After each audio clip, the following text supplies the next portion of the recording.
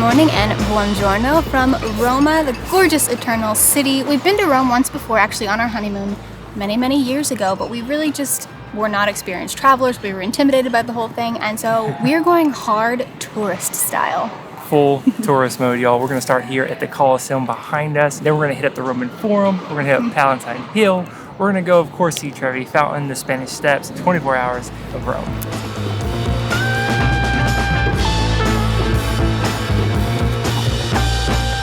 It is 2022. There are a few restrictions going on in Rome right now. You definitely got to have your green pass. They're limiting how many visitors can get in the Colosseum at one time. And so you actually have to buy your tickets online. You can't buy them here in person. And you have to reserve a time slot. We got the full experience pass that gives us access to the arena behind me. And that comes also with the Roman Forum and Palatine Hill, as well as some other expeditions along the way. Let's go check it out.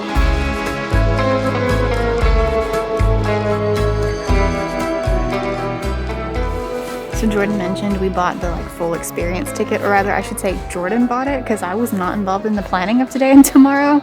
But that's what our little orange stickers are. It basically gives you more access. So we're just walking along, exploring, and all of a sudden an employee is like, this way. And I'm like, oh, okay. And I guess our little pass gets us all the way down here, which is so cool. I didn't know that we would get this close, but here we are, where all the gladiators and fighters and the animals would hang out and be staged before their fights, and it's pretty wild when you think about it.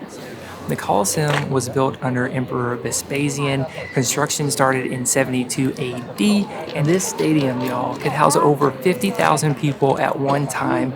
It had 150 fountains with running water, 2 massive restrooms, and a massive arena with contraptions underground that would pop up gladiators, animals, and other enslaved people. I highly recommend doing a lot of research before you come to the Colosseum or any of the archaeological sites here in Rome, because there's just so much information to take in. And while you're here though, I highly recommend Rick Steve's audio guide tour. He has one of the Colosseum, he has one of the Roman Forum, and everybody loves Uncle Rick, right? So we're gonna pop this on for the next 40 minutes and learn as much as we can about the Colosseum. Hi, I'm Rick Steves. Thanks for joining me as we tour the Colosseum inside and out. We'll stand where the emperors did, catch the view from the nosebleed seats. It's busy in here, y'all.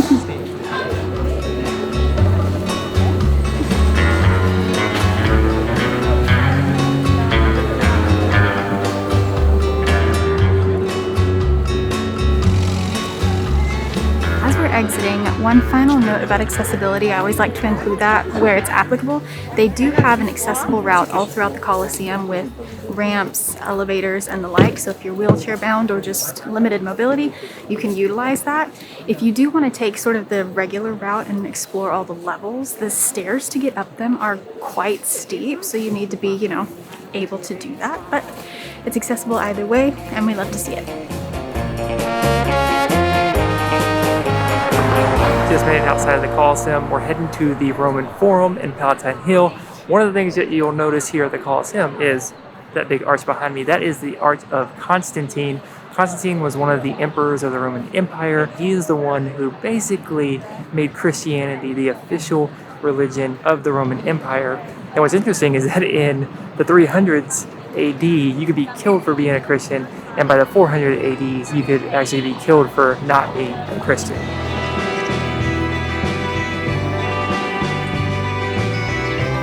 There are 7 hills here in Rome, and Palatine Hill is the centermost hill of Rome, and this is really where Rome originated. The ancient mythology basically goes that Rome was created by 2 brothers, Romulus and Remus. They both basically conflicted of who was going to rule the city when they started it. Romulus killed his brother Remus, and that's how Rome got its name, the city of Rome. The legend goes too that Romulus and Remus were raised by a she-wolf, and they were found in the cave with the wolf here at Palatine Hill.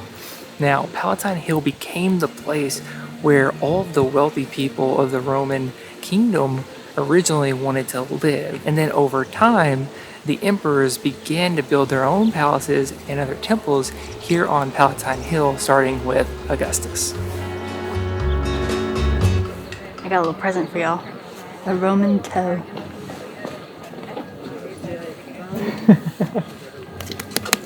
What is that? It's just a toe.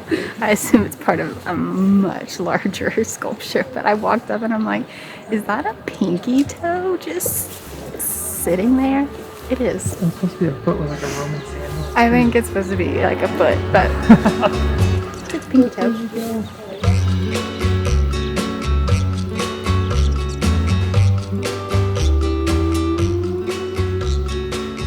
Y'all, this is incredible. I cannot imagine what it must have been like to have been walking through the massive structures and the fountains and the stadium and everything that was here at Palatine Hill.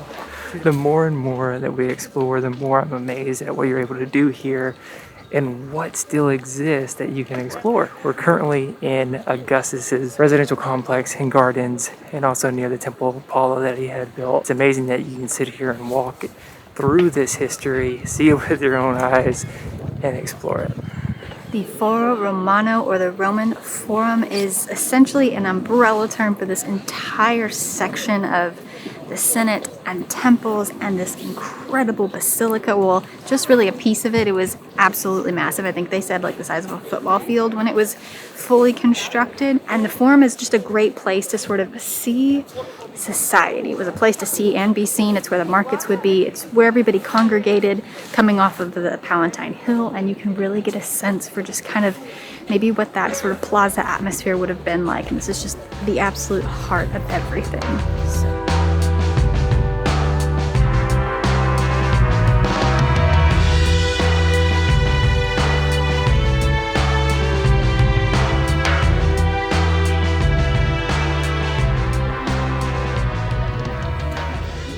What's that? Oh, hello.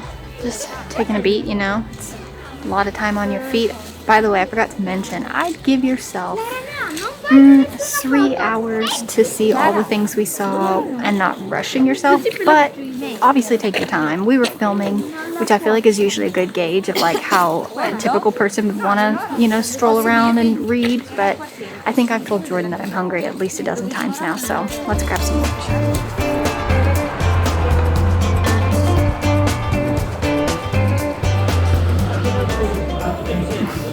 Cash. Roscioli is a hoppin' place. We knew it was pretty popular, but man, when we turned the corner, there was a line out the door, and they are slinging some lunch. They have pizza, pizzetta, supli, baked goods of literally all kinds. They had lasagna. Oh my gosh, they just had so much food, and they were just cranking people through. But I will say, to their credit, they were very patient. They spoke plenty of English, and they helped me a ton. I asked, like, you know, what's vegetarian? And I just started pointing at things, and you kind of point at what you want, tell them how much of it you want, and they wrap it up and you're out. I tried. I'm gonna try that again. First little packet opened is a Roman style pizza that's essentially a margarita pizza, but like just elevated. We've got huge chunks of mozzarella, big old tomato things, oregano. Look at that. It's like almost like a focaccia. This is delicious. I don't believe they warm anything up. Maybe they do if you ask. I don't know, but it's cold. But the flavor, y'all, it doesn't even matter. I don't care that it's cold. It was quick. It's easy. It's really flavorful. Like, just, woo, look at that. Let's get into the rest of it, because Jordan and I are, to be honest with y'all, real hungry, and you're keeping us from our lunch. This sweet little thing is called a supli. It reminds me very much of an arancini. I think that's rice in there with a nice crunchy crust. Okay, I think it's potato. We've opened up the black pepper one. It looks like potato, yeah?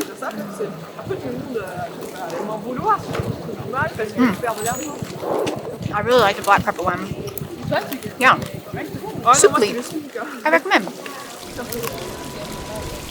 Y'all, that pizza was delicious. I really come to enjoy the Roman style pizza. We got the 3 different flavors. I don't really know which one's my favorite. I think the spicy one, the thinner one.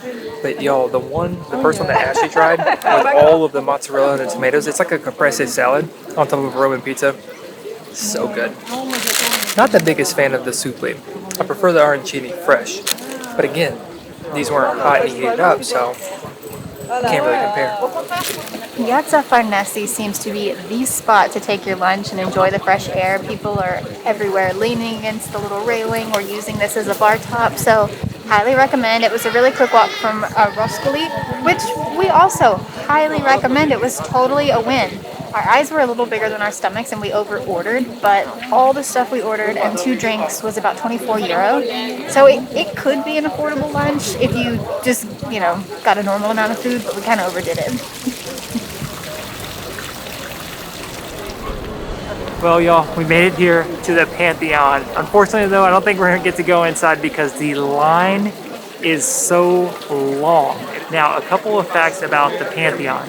Pantheon basically means Temple of Many Gods, and that's what it was originally built for, and it was built in the 2nd century AD. But in the 7th century AD, it actually became a Catholic church. So it converted along with a lot of other things during the whole switch from paganism to Christianity. In the interior of the Pantheon, and what it's really known for is the construction with this huge concrete dome that is massive. I think they said it's like 150 feet tall and wide, and it's like perfect sphere inside. It's just impressive how they were able to build that almost 2,000 years ago. Basically what I understand is that they used wood construction, put the cement up there, put imprints in the ceiling to make sure the ceiling was lighter, and left a huge opening in the middle so as not to create so much weight in the center that would pull down the dome. It is impressive how all that cement can stand on the top of the Pantheon, and they built it almost 2,000 years ago without all the machinery and ingenuity that we have today.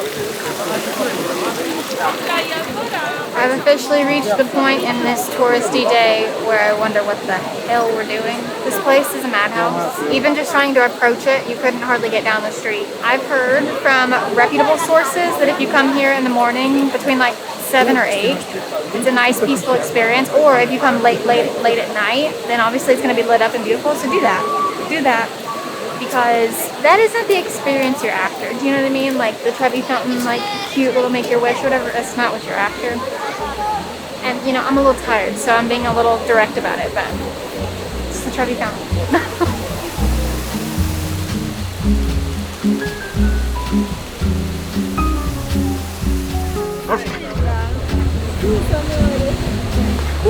Yo, that is busy. It's a beautiful fountain, I will admit. It's very beautiful, but like hard to really enjoy it with the mass crowds around. Everyone trying to get their pictures, just like us trying to get video footage. We're gonna head to the Spanish Steps next. I expect it to be just as busy. Let's go.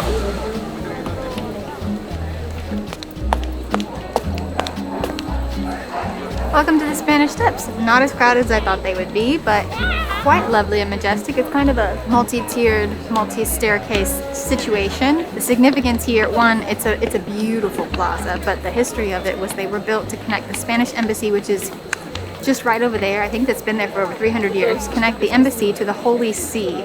The Holy See is essentially the administration of the Catholic Church, where all the, you know, Pope and the priests and the important cardinals, is that what though? I think that's right. Anyway, where they do all their Catholic administrating.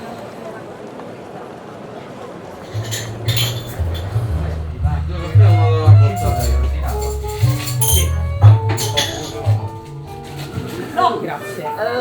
Ciao. We had hoped to take you over to Vatican City and take a look at the Basilica, but you know, we can blame me. I was tired. We've already been to St. Peter's Basilica, the Sistine Chapel, the Vatican Museum, all of that when we came here on our honeymoon. We would need a whole other like 2 days to go really explore the Vatican City and all it has to offer as well. But definitely recommend that y'all go check it out if you're here and you've never been to Rome. It's been a very full day of sightseeing on our feet, and our favorite coffee shop was just calling our names, so we hopped on that 160 bus and went all the way back towards our Airbnb, and we're sitting here at Bar Brunori, which has become our favorite place to get a cup lately. It's this vinyl store meets cafe meets bar. In the mornings they're always playing like The Who or something, and it's so chill and just excellent vibes. And right now they're playing some beautiful jazz, and we've gotten our little coffees and we're just gonna hang out, you know. I've got to edit a video later, so I opted for some caffeine instead of like a spritz or something, but it's a lovely little spot. Anyway, we want to share that with you, but we will see you all in the morning.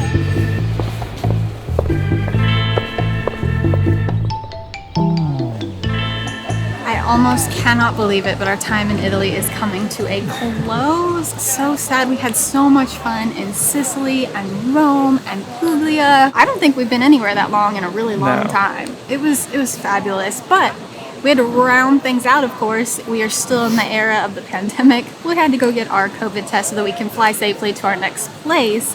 We thought it was going to be a huge ordeal, and it kind of was and kind of wasn't. Y'all, it's so confusing if you're trying to find information of like where to get a test. Like, it's fairly easy to find out where to get a rapid antigen test, but if you're trying to get a RT-PCR test or molecular test, which that's what we're trying to get to our next destination, it's a little more confusing and complicated. There's basically 3 main types of places you can go to: a local pharmacy, you can go to a private medical clinic, and you can go to FCO Airport. The pharmacy that we went to is Farmacia Tor Molina, right next to the Piazza Navona. This was like one that ticked all the boxes. It didn't need an appointment. They did the PCR testing. They could give you results in English because we have to have our results in English for where we're going. Highly recommend that pharmacy. When you're here and you need to get a rapid or PCR test. Yeah. But anyway, we rambled about testing.